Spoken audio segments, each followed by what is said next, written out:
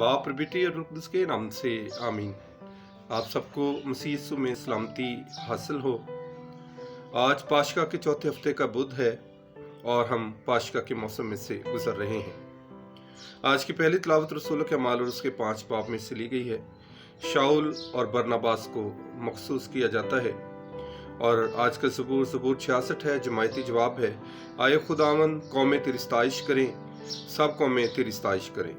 आज का नारा हमद है, ऐ तोमा इसलिए तू मुझे देखता है तो तू ईमान लाया, मुबारक है जिन्होंने मुझे नहीं देखा और मुझ पर ईमान लाए।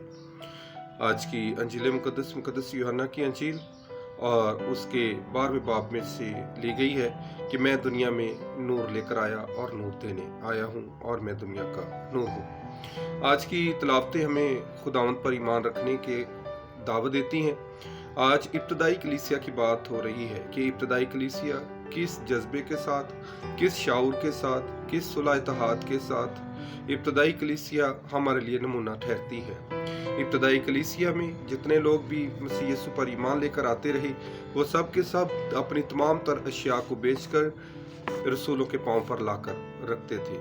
और जब रसूलों के पांव पर लाकर रखते थे तो रसूल जो थे वो सब की ज़रूरत के मुताबिक उनकी तमाम तर हाजतों को पूरा करते थे और खुदावंद यीशु मसीह की तालीम लोगों में फैला रहे थे।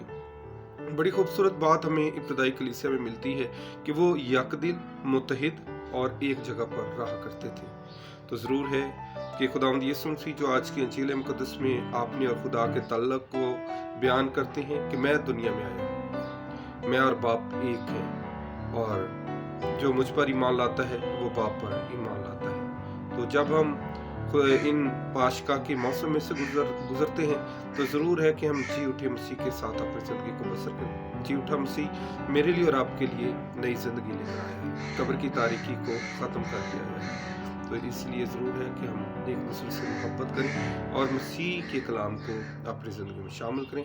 आज का दिन मेरे लिए और आपके लिए बाइस प्रकट है। आमीन।